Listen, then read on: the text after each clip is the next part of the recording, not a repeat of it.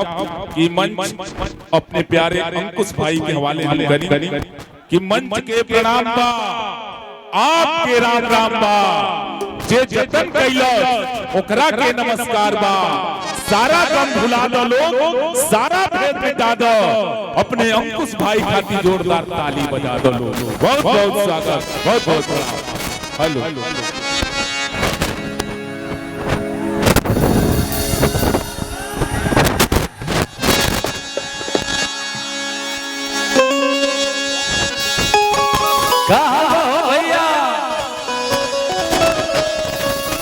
सबसे पहले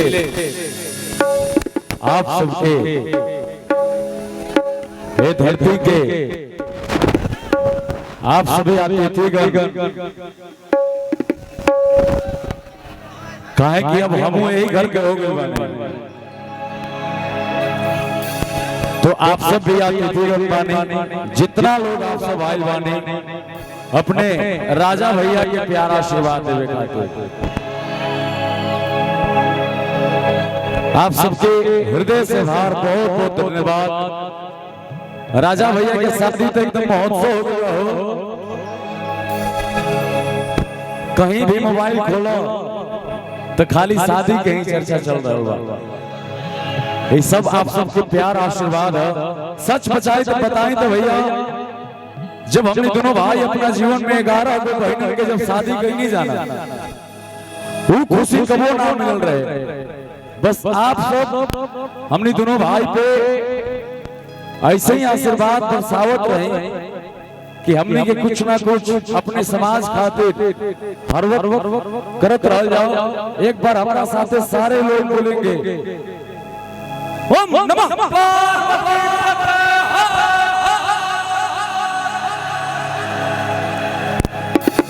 और आप सबके बीच बहुत ही अच्छी गायिका शिल्पी राज जी आई। हम तो रहबे करब रात भर, लेकिन रात भर में और भी बहुत सारा मेहमान है, उनको को स्वागत करेंगे। जितने भी कलाकार आएंगे सबका स्वागत अभिनंदन। राजा भैया के सब लोग बधाई देवे आ रहा और आप लोग भी आई बानी, तो हम ना गाई, शिल्पी जी गई हैं, फिर ऐसे राजा भैया हमारा भाभी के जयमाल हो, आप सबके पीछे में हो सब कुछ। लेकिन एक रिक्वेस्ट में भैया कि चाहे बाराती बनी चाहे घराती बनी, सबसे रिक्वेस्ट बा समरसता के भाव लेके कि सबसे हाथ जोड़ के आग्रह बा कि सब लोग मंच खाली कर दे, मंच से नीचे उतर जाए। बहुत इतना अच्छा व्यवस्था बा, का हो इतना बड़ा पंडाल बा, कहीं बैठो लोग घूमो लोग खा लोग मस्ती करो लोग गाना सुनत रहो। तो प्लीज जितने लोग भी हैं भैया, आर्टिस्ट को छोड़ करके आप लोग मदद करिए, साथ दीजिए और सारे लोग भैया नीचे उतर के सबको आशीर्वाद दीजिए। अंकुश भैया पहले ये लोग पर आपसे ही हटेंगे, आप एक बार ट्रस्ट पर से हटवा दीजिए। आप बोलेंगे हाई ट्रस्ट पर से उतर जा, आई देखो गिर जाए तो फिर पूरा में ना होगा।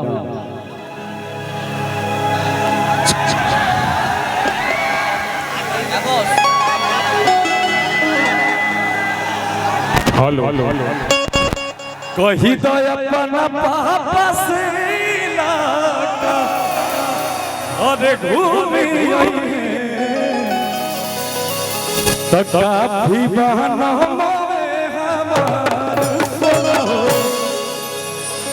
कि जाने ला यूपिया बिहार,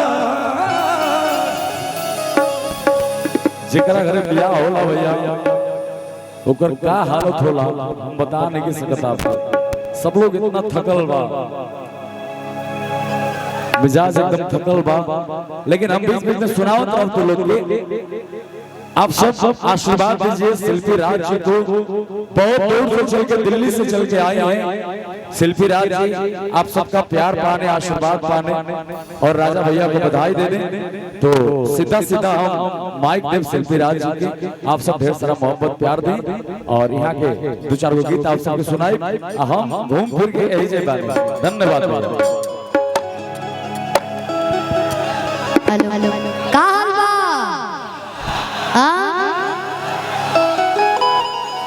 आज बारी बारी से इंडस्ट्री के जितना भी हीरो हीरोइन या गायक गायिका सबके साथ ही बारी बारी से हो जाता है और आज राजा भैया के भी बारी आ गई। और ये जो आप लोग धक्का मुक्की कर रहे हैं एकदम बढ़िया से ऐसे करें जैसे नैया डोले हम गाए थे वैसे ही आप लोग नैया डोला रहे हैं। हाँ? और राजा भैया को शादी की ढेर सारा शुभकामना, जितने भी हमारे कैमरामैन भैया लोग आए हैं और आप लोगों को देख करके एकदम मन में गदगद हो गए। और हमारे अंकुश भैया जी आपका भी जल्दी बारी आने वाला, हमारे भैया तो 27 में स्वाहा हो जाए रो रो। या कलाकार चाहेला कि ऑडियंस के जब प्यार मिलते बा तो शादी ब्याह क्या करे, है ना? सामने से लेकिन सामने से हटिए, सामने से। घर वाले लोग आपके जितने भी बाउंसर हैं भैया, कुछ लोगों को भेज दीजिए, बाहर भी बहुत जाम है, बहुत भीड़ लगी है भैया। कोई अपन अपन ऑटो खड़ा कर दे बा रोडे पे, तो उधर से अंतरा सिंह प्रियंका जी आ रही हैं, अरविंद केला कल्लू जी आ रहे हैं, तो प्लीज थोड़ा सा देख लीजिए कि किसी को आने में परेशानी ना हो। अपने कुछ बांसुर को भेज दीजिए उधर, हम जाते नहीं तो हमारे पीछे में लाग जाता लोग, हम कैसे लेके आए कोई के। लेकिन एगो कलाकार के जिंदगी में ये प्यार आशीर्वाद बस मिलत रहो भैया। एगो कलाकार यही खातिर दिन रात मेहनत करेला।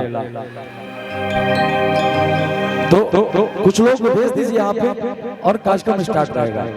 लीजिए सेल्फी जी। हेलो हेलो हेलो हेलो हाँ हाँ। और आज भोजपुरी के तमाम कलाकार आप सबके बीच आएंगे, तो ये एनर्जी बनाने रखे के बाद, है ना? और ए भैया ना उतर बोलो तो कैसे हो? सारे लोग बोल रहे हैं कि पगड़ी बांध के बारातिये ज्यादा बड़े हैं, ऐसा मत करो लो। यहाँ सब लोग, ये सारा दोस्त हम ही लोग के लिए हुआ है ना, इतना चेयर लगा हुआ है, सोफा लगा हुआ है, बैठिए भैया उधर कार्यक्रम देखिए। सब कलाकार को दिखले बनेगा महाराज, सारे लोगों को दिखे हैं, तो प्लीज सबको हाथ जोड़ के सबको नीचे कर दीजिए। धन्यवाद।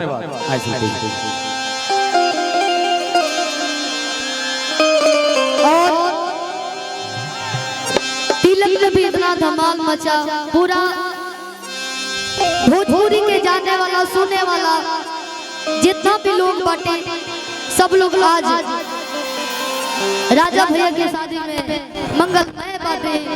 और भगवान भोलेनाथ जी से ये प्रार्थना करता है कि एकदम आवे वाला भाभी के इला से एकदम, अरे पवन भैया भी आएंगे, हल्ला मत करिए आप लोग। भोजपुरी के सब कलाकार आए, कहे कि हमने के भोजपुरी कलाकार के एगो परिवार और आज परिवार के एगो सदस्य के भी शादी बाटे, एगो भाई के शादी बाटे, तमाम कलाकार आए थे। आप लोग खाली बेसब्री से ऐसे ही एकदम बढ़िया से मिजाज में वो सब एकदम खड़ा रहिए। आएंगे आएंगे आएंगे।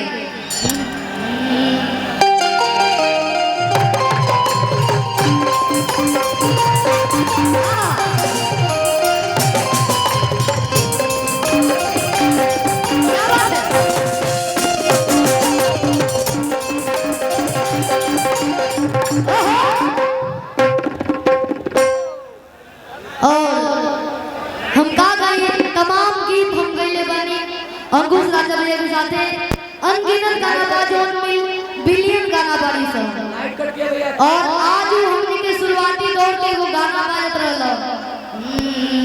कि हम कुआरे में गलती त कइले बनी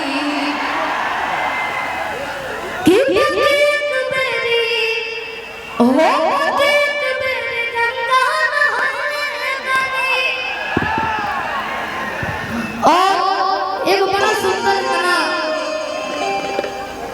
हाँ हम चारों तरफ आए अनगिनत गाना हमने भैया तो सैकड़ों गाना हमने के डुएट हुई जो में एगो और भी गाना वाला कि तेरा हथवा में बंदूकिया दुनिया छुड़ाए ना जा।